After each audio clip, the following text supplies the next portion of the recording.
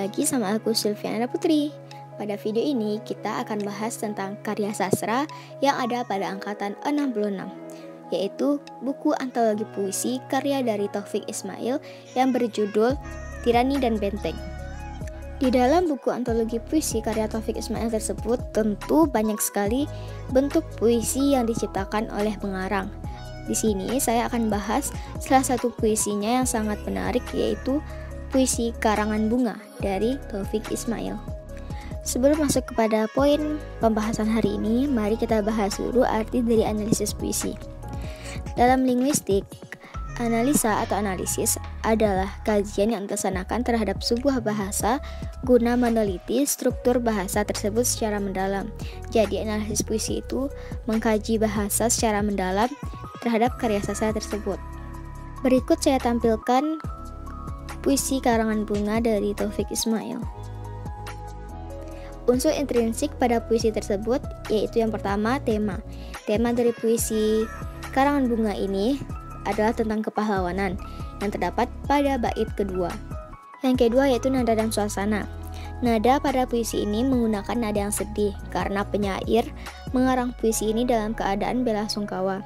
Sedangkan suasananya yaitu suasana haru karena pembaca akan tersentuh hatinya dengan diksi-diksi yang dibuat sedih oleh penyair. Yang ketiga yaitu rima. Rima pada puisi ini bebas karena akhir dari tiap bait pada puisi ini bukan bersaja ABAB atau AAA atau BBB, akan tetapi acak. Yang keempat yaitu diksi. Puisi ini mempunyai kata-kata ditonasi atau lugas dan mudah dipahami. Yang kelima yaitu citraan. Puisi ini menggunakan citraan penglihatan. Hal ini terdapat dalam 3 anak kecil melangkah malu-malu datang ke Salemba sore itu. Citraan yang menggunakan penglihatan karena 3 anak kecil melangkah hanya bisa dilihat. Yang keenam yaitu majas. Majas yang digunakan dalam puisi ini adalah majas perbandingan atau asosiasi, yaitu terdapat pada bait pertama, baris pertama. Kemudian terdapat pada judul puisi itu sendiri, serta bait kedua, baris kedua. Yang ketujuh yaitu menentukan perasaan pengarang. Pada bait kedua dalam puisi ini terasa sedih atau berduka. Yang kedelapan yaitu amanat. Amanat yang terkandung dalam puisi ini adalah hendaknya kita selalu mengingat atau mengenang jasa pahlawan yang rela berkorban untuk negara.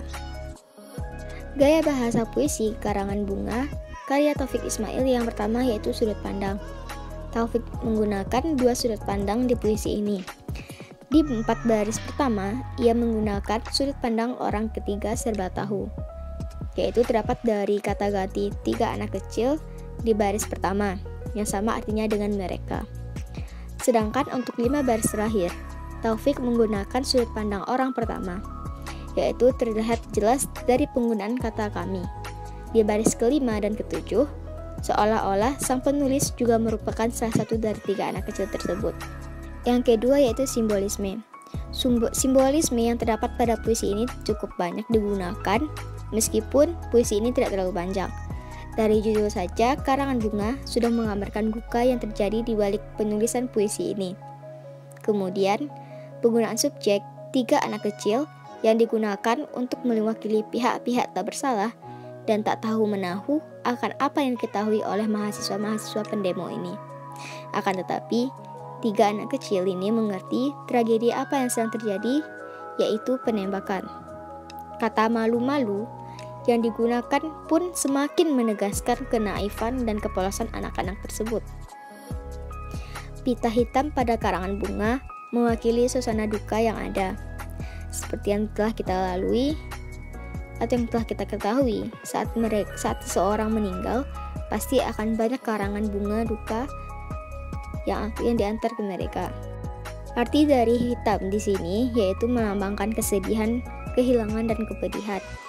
Simbol siang tadi yang mewakili kejadian yang terjadi di siang hari sebelumnya, yaitu insiden penembakan mahasiswa oleh pasukan Cakrabirawala di Istana Presiden. Yang ketiga yaitu latar belakang. Yang pertama latar tempat. Puisi ini mengambil lokasi di kampus Universitas Indonesia Salemba yang merupakan basis mahasiswa dalam mencanangkan aksi demonstrasinya menurut Presiden Soekarno. Yang kedua yaitu latar waktu. Ada dua latar waktu yang tersurat dalam puisi ini. Yang pertama adalah waktu sore hari, di mana semua orang telah berkumpul di Salemba untuk berkabung, berduka atas meninggalnya almarhum Arif Rahman Hakim. Yang kedua adalah latar waktu di siang hari saat terjadi penembakan oleh pasukan Cakrabirawa. Yang ketiga yaitu latar suasana. Pada puisi ini jelas tergambar suasana sedih berkabung. Suasana ini semakin jelas saat 3 anak kecil ini memberikan karangan bunga yang berpita hitam dan saat disebutkan bahwa kakak tersebut mati ditembak. Terima kasih untuk teman-teman yang sudah menonton video ini dan sampai bertemu di video selanjutnya. Terima kasih.